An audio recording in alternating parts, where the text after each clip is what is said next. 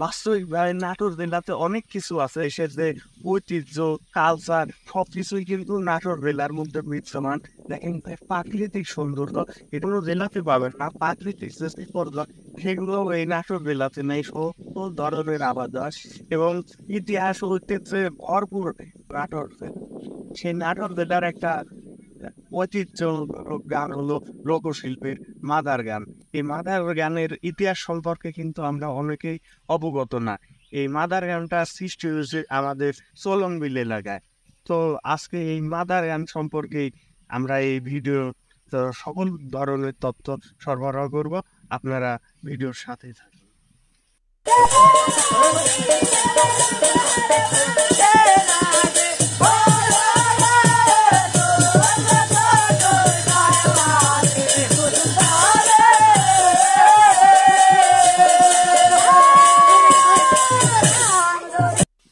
Mother গান বাংলা লোক সংস্কৃতির এক অমূল্য সৃষ্টি।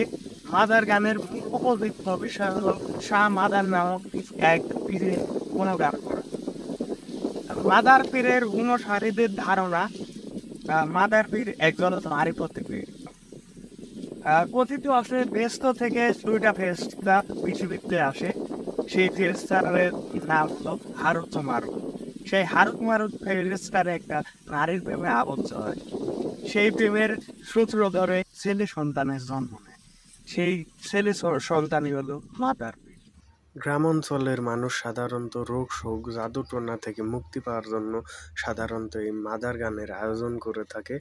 তো আপনাদের এখন দেখাবো কিভাবে কুসংস্কারের নামে মাদার পীরের সাহায্যে চিকিৎসা করা হয়। এভাবেই মূলত আমাদের গ্রামাঞ্চলে চিকিৎসা করে। যাবো না থাকবো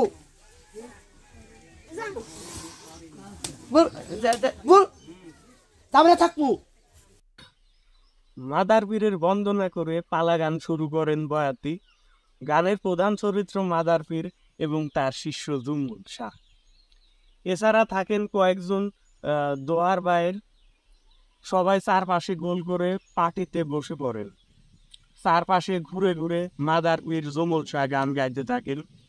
সুকরিরা মানে শরীফ থেকে শরীফা তারা মানে তৃতীয় লিঙ্গের সেই মানুষেরা চোখ ঝলসানো সাজগোজ করে, চুমকিতে বসানো শাড়ি জরির উন্না মুখে হাতে রং মেঘে নাচে অংশগ্রহণ নেয়। মাদারের পোশাক থাকে দরবেশের মতো, তার মাথায় থাকে তাজ, পরনে লম্বা আল খেল্লা, গলায় তসবি আর হাতে থাকে একটা বাঁশের সেই লাঠি। পায়ে থাকে পাদুকাহীন মানে পায়ে কোনো স্যান্ডেল বা কিছু থাকে না, খালি পায়ে থাকে, কখনো বেরি পরানো থাকে। জুমুল শাহ ও অন্যান্য দৌড়বাইরা সাধারণ পোশাক ধুতি বস্ত্র পরিধান করে। হারমোনিয়াম ঢোল কাসর মন্দিরা বাজিয়েরা গানের অভিনয়ে অংশ নেয়। মাদার গানের মধ্যে বেশ কয়েকটি পালা গান রয়েছে। এর মধ্যে মাদারের জন্মখণ্ড, কুলসুম বিবির পালা, মাদারের ওসন নামা, বড় পীরের পালা, জুমুলের জন্ম কাহিনী, হাসন নাসর, খণ্ডপতন পালা, মাদারের শেষ ফকিরি, বিবি গঞ্জিরার পালা উল্লেখযোগ্য। এই পালাগুলোর মধ্যে মুরব্বী মানে বয়োজ্যেষ্ঠ একজনের অনুমতি নিয়ে সেই পালাটাই রাতভর এবং 2-3 রাত ধরে তারা গায়। বাংলার নাট্য ইতিহাসে মাদার গানের বিশেষ একটা অবস্থান আছে। এটা মৌলিক একটা গান। বাংলা নাটকের নিজস্ব ধারা ও মাদার গানের মধ্যে তা লক্ষ্য করা যায়। সর্বোপরি এটা একটা কুসংস্কার, যদিও রোগ শোক ভালো করে নাকি আর বৈজ্ঞানিক নেই, তারপরেও এটা আমাদের বাঙালির ইতিহাস, একটা মৌলিক ইতিহাস। এটাকে আমাদের সবাই সংরক্ষণের দায়িত্ব আমাদের নিজের।